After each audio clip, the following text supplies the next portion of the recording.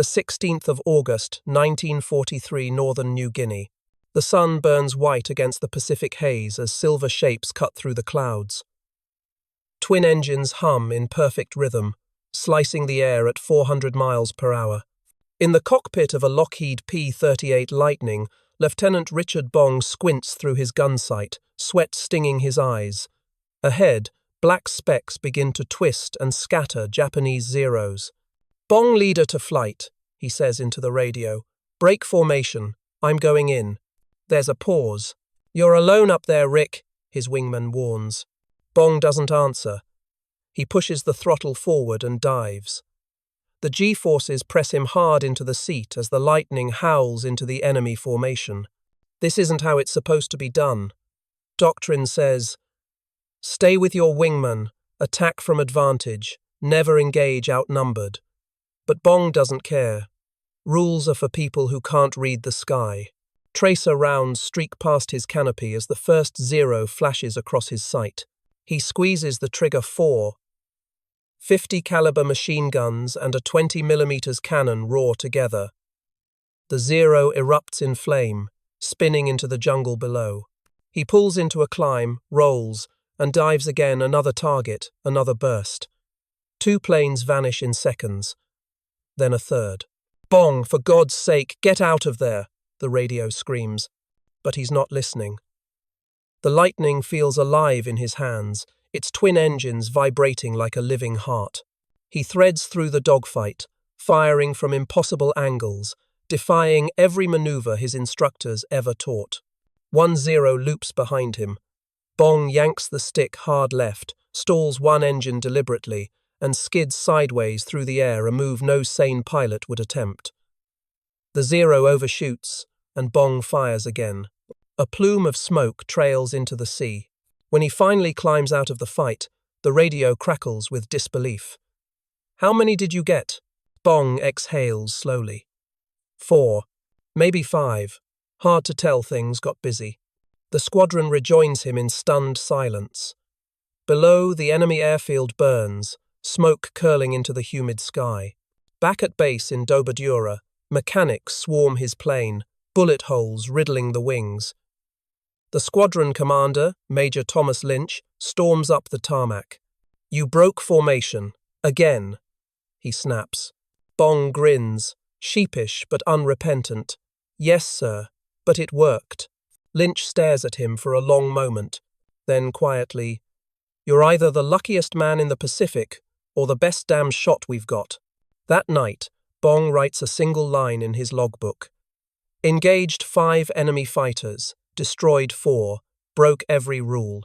He doesn't know it yet, but this reckless farm boy from Poplar, Wisconsin, has just begun a run that will make him America's most feared ace, a pilot who would shatter every record, defy every command, and make the P-38 Lightning a legend. Poplar, Wisconsin winter, 1930. Snow drifts across a small dairy farm tucked in the North Woods. A teenage boy stands on the roof of a barn, staring up at the pale sky, his breath fogging in the cold. His name is Richard Ira Bong, the eldest of 9 children. His father, a quiet Norwegian immigrant, calls up from below, "Rick, get down before you break your neck." But Rick doesn't move. He's watching a single biplane trace lazy loops across the horizon, its engine rumbling faintly over the frozen fields. He doesn't know who's flying it all.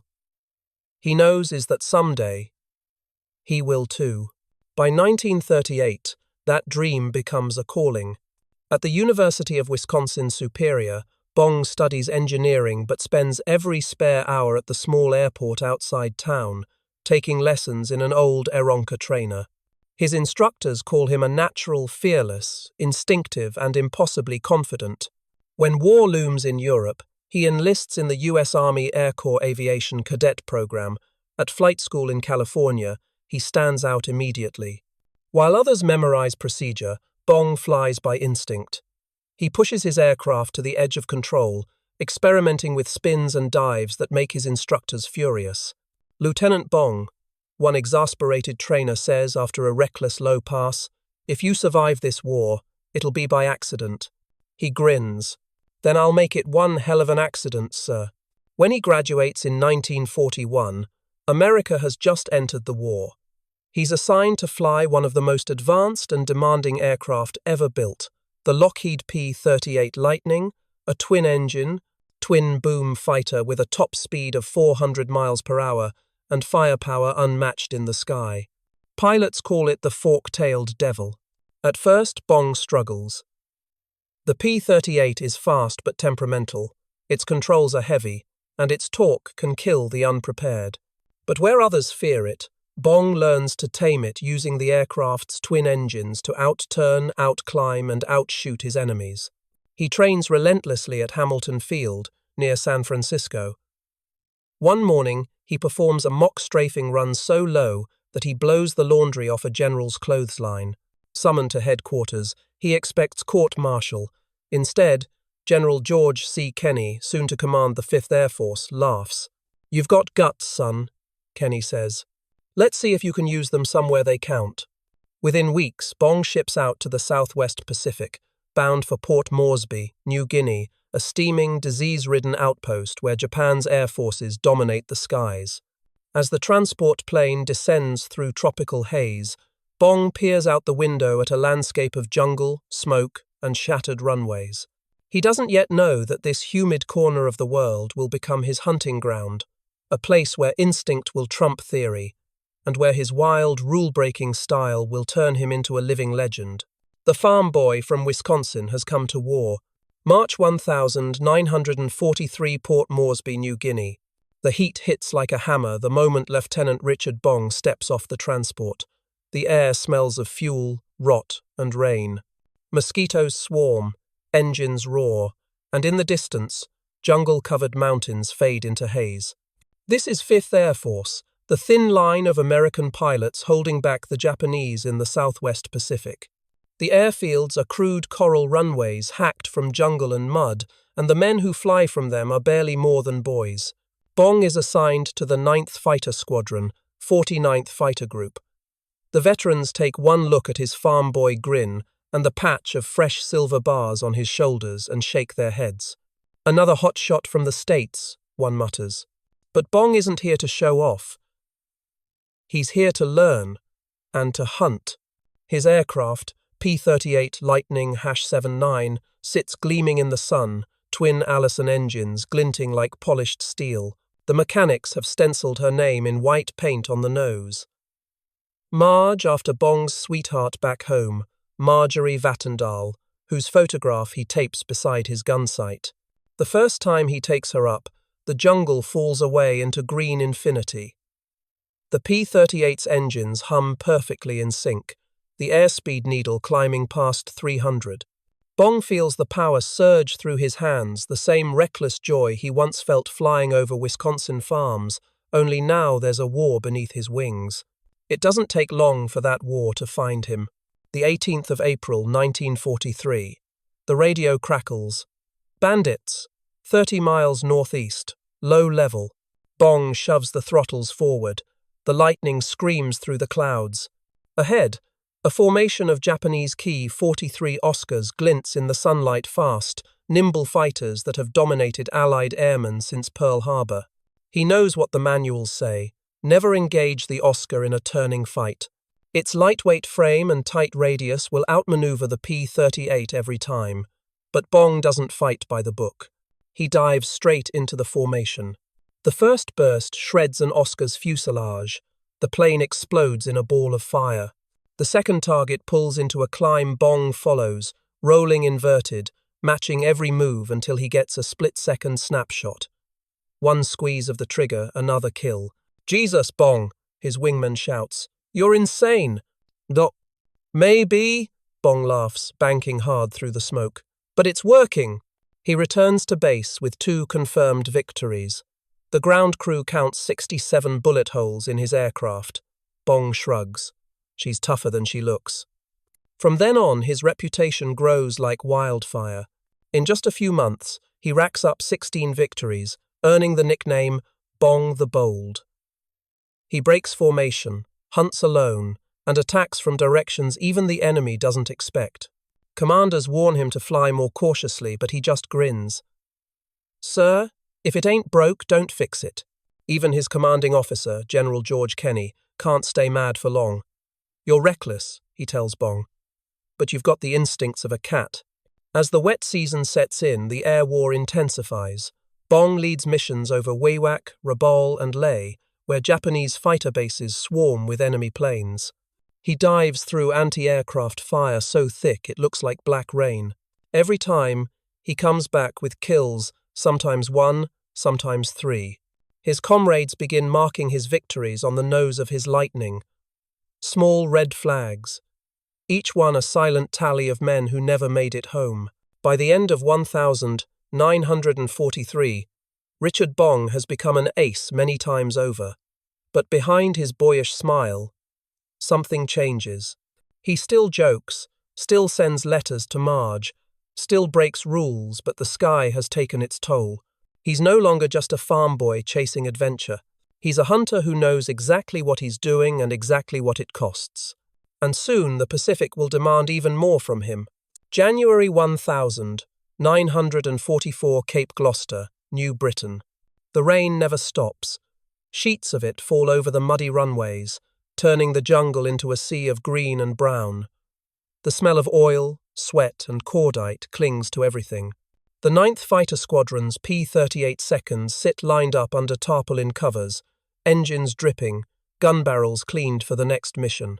Inside the operations tent, Captain Richard Bong leans over a map. His squadron commander, Major Charles MacDonald, points at a cluster of red X's Japanese airfields. Recon says they've got Oscars stacked like bees on a hive here at Wewak. We hit them at dawn. You stick to formation this time. Bong flashes a grin. Sure, Major. Like last time. MacDonald doesn't even look up. I'm serious, Rick. You're not invincible. I know, Bong says softly. But they don't know that.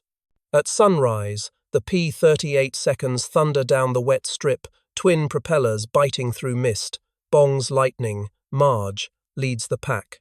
The rain clears into brilliant light as they climb above the mountains. Below, the jungle glitters from last night's storm. As they near the target, the radio comes alive. Bandits, 11 o'clock high.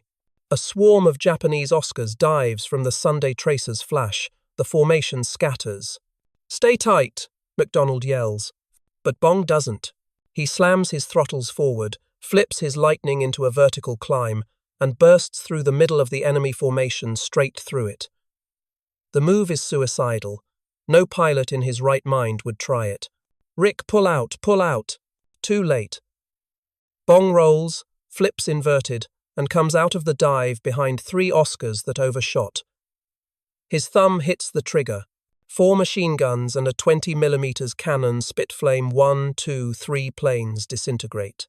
He skims the treetops, engines screaming, then loops back into the fight. A 4th Oscar drops into his sights.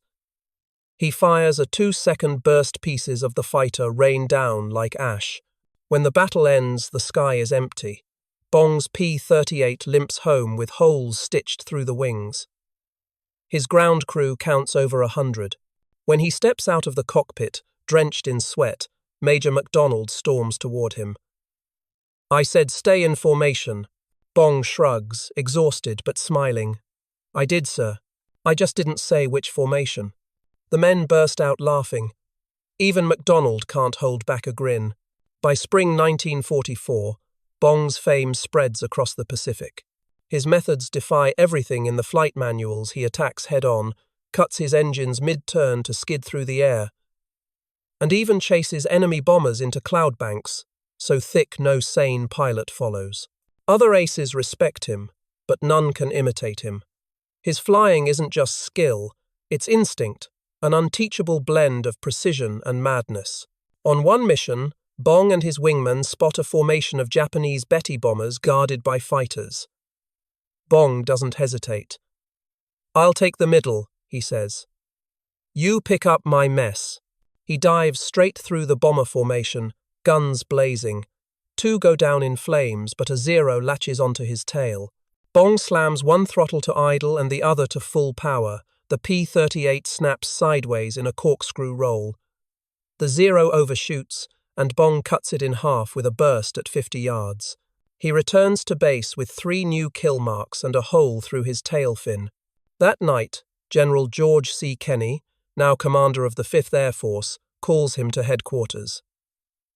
"Rick," he says, "I've got to ground you before you get yourself killed." Bong laughs. "With respect, sir, you'll have to catch me first." Kenney sighs. "You're too damn good for your own safety." By the summer of 1944, Richard Bong has racked up 28 confirmed kills. His name appears in every stateside newspaper. Yet he still sleeps in a cot, writes daily letters to Marge, and eats canned rations with his crew. To his squadron, he's still just Bong, the kid from Wisconsin who flies like a man possessed and never brags about it. But the Japanese now have a name for him too, whispered over radio intercepts and airfields from Rabaul to Mindanao. They call him the White Devil of the Clouds, and his legend is just beginning. September 1944, over the Philippines. The morning sun flashes off the wings of 100 American aircraft as they sweep across the Luzon coastline. Beneath them, the Pacific glitters like broken glass. The air smells faintly of oil, cordite, and salt. At the head of the formation flies Captain Richard Bong, now the most feared and celebrated fighter pilot in the Pacific. On his P-38's nose, the name Marge gleams beneath 40 small red flags, one for every Japanese plane he's brought down. Below, the radio crackles with tension. Bong leader. Radar shows multiple bogies inbound. High altitude repeat. Multiple bogies. He glances at his instruments. Steady. Copy that. Let's make it quick. He flips his P-38 into a climb, twin engines roaring in perfect harmony. Above the clouds, 20 Mitsubishi Zeros fan out in formation, sunlight glinting off their wingtips. Bong doesn't hesitate. He pushes forward, diving straight into them from above, guns blazing. The first Zero explodes instantly. The formation breaks apart like startled birds. Bong rolls inverted, pulls up behind another, and fires a 2-second burst. The enemy fighter disintegrates mid-air. "Two down," he mutters. His wingman's voice crackles through static. "Rick, you're alone in the middle of them." "Yeah," Bong replies, smiling faintly. "I noticed." Another Zero slides onto his tail. Bong slams one throttle to idle. The other full forward, the P-38 whips into a violent spin, dropping like a stone. The Zero overshoots, trying to match the maneuver, but the lightning snaps upright again, its nose rising like a striking cobra. One burst gone. "Three down," he says calmly. From the ground, soldiers watch the sky turn into a ballet of fire and vapor trails. The P-38 twists, climbs, and dives impossibly fast, impossibly reckless. No one else flies like this. By the end of the dogfight, Bong has claimed 5 kills in one day, bringing his total to 40. His engines sputter from bullet damage, fuel leaking, but he brings Marge home safely, another impossible landing on a jungle strip surrounded by cheering mechanics. "Jesus! Rick," one shouts. "Are you trying to fight the whole Japanese Air Force by yourself?"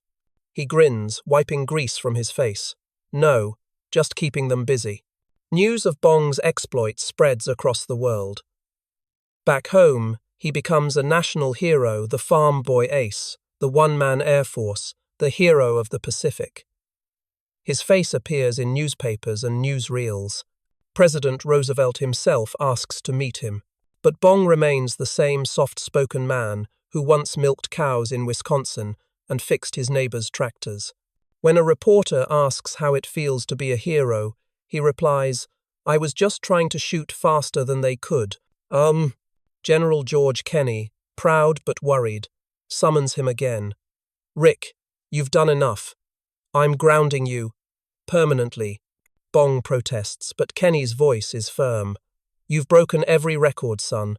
Don't break your luck." He's ordered back to the United States, promoted to major, awarded the Medal of Honor, and told to train new pilots. The citation reads, For conspicuous gallantry and intrepidity above and beyond the call of duty, his bold attacks, disregard for danger, and deadly accuracy destroyed 40 enemy aircraft. When the medal is placed around his neck, Bong blushes and murmurs, "I just wanted to get back home to Marge." The crowd laughs, but those who know him understand he means it. Because beneath the legend and the headlines, Major Richard Bong never stopped being the same quiet farm boy who looked up at a biplane and dreamed of touching the sky. And though his war in the air is over, his story is not. In less than a year, the skies will take him once more this time, not into battle but into destiny. February 1945, Poplar, Wisconsin. Snow falls softly over the Bong family farm. Inside the kitchen, warmth and laughter fill the air. Richard Bong sits at the table with his parents, his fiancée Marge Vattendahl, and his younger siblings, their eyes wide as he tells stories not of glory, but of moments between the chaos. He doesn't brag. He talks about the heat, the smell of burnt fuel, the sound of a P-38's twin engines when both are running smooth. "That's when you knew she'd bring you home," he says, smiling faintly. On the wall above the mantel, framed in modest oak, hangs his Medal of Honor, a decoration he rarely mentions. When reporters visit, he fidgets, embarrassed by the flashbulbs. "I'm no hero," he insists. "The heroes are the ones still out there." But across America, the farm boy from Wisconsin has become a living legend. War posters carry his image.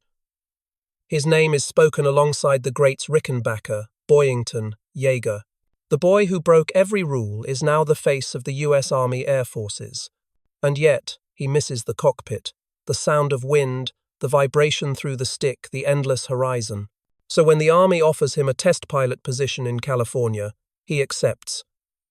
"Just helping out," he tells Marge. "Safer than fighting Zeros." She forces a smile, but her eyes betray her worry.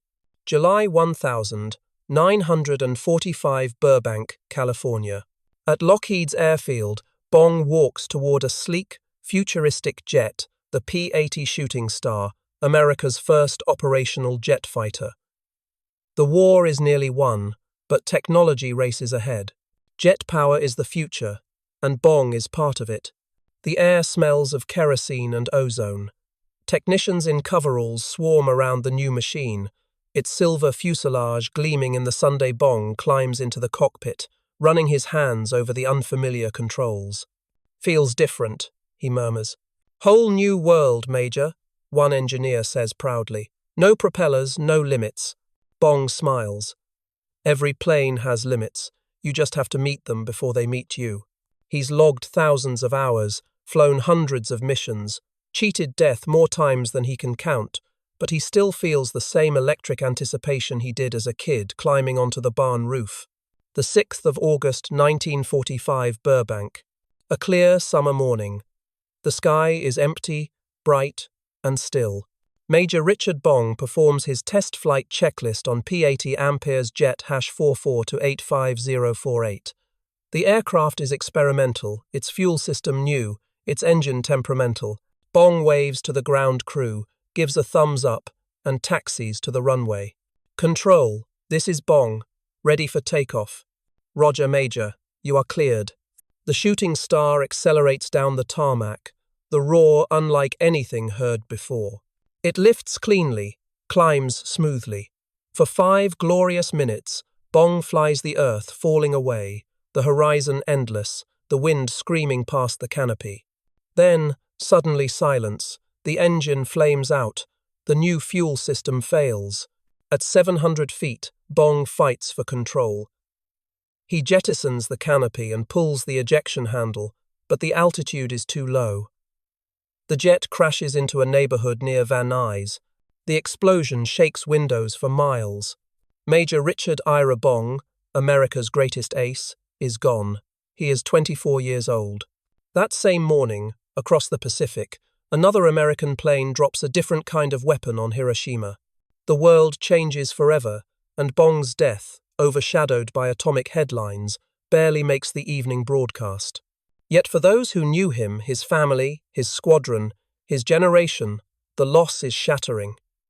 General George Kenney weeps openly. He survived every battle man could throw at him, he says softly, and fate took him home. No. At his funeral, Marge places his photograph, the same one taped inside his P-38, atop the flag-draped coffin. The priest's voice trembles. He soared higher than fear, faster than reason, and he never stopped looking up. Snow falls gently on the Wisconsin soil. And for the first time, the skies are silent. Autumn, 1945, Poplar, Wisconsin. The war is over. Across America, people dance in the streets, ships return home, and factories turn from weapons to peace. But on a quiet road outside Superior, a single flag flutters half-mast over the Bong family farm. In the kitchen, Richard's mother folds a letter with shaking hands. It's from General George Kenney, written in his own hand. No one flew braver, faster, or truer than your boy. He gave every young pilot in the Pacific something to aim for and something to believe in. The family keeps the letter on the mantel beside a photograph of Richard in his flight gear, his grin confident, eyes shining the boy who conquered the skies. In the years that follow, the name Richard Bong becomes legend. Airfields are renamed for him. Streets and schools carry his name. The Richard I.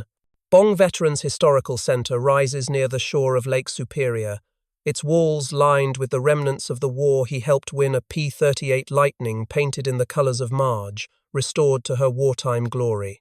Visitors stand in silence before the twin-boomed fighter, its metal gleaming beneath soft museum lights. Children stare at the nose art, Marge's face smiling back, while veterans, their hair silver now, whisper stories. He flew like no one else, one says. Didn't care about medals, just wanted to protect the man on his wing. Another nods. He didn't just fly the P-38. He became it. Historians call him the perfect blend of instinct and innovation. Pilots who came after studied his tactics, his defiance of convention, his mastery of energy fighting, his split-second decisions that turned danger into advantage. They teach his story in flight schools around the world. How a farm boy from northern Wisconsin thought and out, flew the best enemy pilots Japan and Germany could send against him. Even the Japanese who once fought him remember his name. In post-war interviews, one Zero pilot admitted, "When we heard Bong was in the air, we told each other don't go high. Don't go alone." Yet for all the myths, those who knew him best remembered something simpler, his kindness. The mechanic who serviced Marge once said, "He always thanked us before every flight. He never forgot the men on the ground." Marge herself never married. She guarded his memory for decades, attending veteran reunions and speaking softly of the boy she loved, the one who wrote her letters between missions, signing everyone, "Always Rick." What is an O? When she passed away in 2003, her ashes were placed near his grave. And still, above their resting place, planes fly, sometimes training jets, sometimes old P-38 seconds brought out for air shows. Each time one streaks overhead, the crowd looks up instinctively, drawn by that unmistakable roar. For a moment it feels like Richard Bong is there again, diving through the clouds, fearless, breaking every rule one last time. 70 years later, Air Force pilots still carry his spirit. On the wall of the Bong Veterans Center, engraved in bronze, are the words he once said to a young cadet who asked what it takes to be a great pilot. "You don't need to be perfect. You just have to stay calm, trust your machine, and never let fear fly your plane." That's the legacy he left behind, not just victory, but belief that courage, instinct, and humility could turn a farm boy into a symbol of American tenacity. The sky has many heroes, but only one, Richard Bong, the man who rewrote the rules, outflew the odds, and, in the brief span of 24 years, proved that greatness sometimes comes not from discipline, but from daring. And somewhere in the blue beyond the clouds, you can almost hear it, the deep hum of twin engines, and the faint, echoing laughter of a pilot who refused to follow the rules, because he was too busy rewriting them. August 6, every year the anniversary of his final flight. At the small airfield near Superior, Wisconsin, engines warm in the morning mist. The crowd gathers quietly along the runway. Veterans in faded uniforms stand shoulder to shoulder with children holding miniature flags, and then the sound. Twin Allison engines roar to life. A restored P-38 Lightning, polished to mirror-bright silver, rolls down the strip. As it lifts into the sky, the crowd tilts their heads upward. The voice of the announcer carries over the speakers. This is for Major Richard Ira Bong, Medal of Honor recipient, America's ace of aces, 40 victories, no defeats. The Lightning banks east into the sun, its twin contrails gleaming white against the blue. For a moment, time folds back. It's 1944 again, and somewhere over New Guinea, a farm boy from Wisconsin is laughing into the radio, diving into impossible odds. In the cockpit of that modern restoration flight, the pilot himself, an Air Force veteran, carries a small laminated photograph taped beside his compass. It's Bong, young and grinning, standing beside Marge. Beneath it, in neat handwriting, are the words Bong once scribbled in a letter home. "If you love what you fly, you'll never fly afraid." That spirit, raw, daring, unconquerable still, haunts every airman who's ever looked up from a runway and felt the pull of the sky. Bong wasn't reckless for the sake of thrill. He was fearless because he trusted instinct over instruction, because he believed courage was its own kind of precision. He showed the world that genius could wear grease under its fingernails, that bravery could grow from the soil of a dairy farm, and that sometimes the line between madness and mastery is only drawn by those who never dared to cross it. At the Richard I Bong Veterans Historical Center, the air is cool and still. The P-38 replica stands under soft lights, its aluminum skin reflecting the faces of visitors who pass, children, veterans, tourists, all staring up at the twin booms and realizing this machine is not just metal, it is memory. A single display case holds the pilot's cap he wore, sweat-stained and creased. Next to it, a letter to Marge, dated May 1944. Sometimes I think I'll wake up and it'll all have been a dream, the clouds, the noise, the fighting. But if I don't, promise you'll remember me not as a soldier, but as someone who loved to fly. She kept that promise, and so did history. Because Richard Bong's story isn't about numbers or medals, it's about what happens when courage outruns fear, when instinct outshines protocol, when one young man refuses to believe in limits. As the P-38 circles overhead, the engines thunder in a slow, graceful roll. The sound fades into distance, not gone, just carried farther than the ear can follow. A boy in the crowd looks up, shading his eyes, and asks his father, "Dad, was he real?" The father smiles. He was more than real. He taught the sky how to be brave. The lightning disappears into the clouds. The engines fade. But that echo, the one born from a barn roof in Wisconsin, tempered by the jungles of New Guinea and sealed in fire over Burbank, still lingers. It's the immortal hum of courage. The sound of Richard Bong still flying.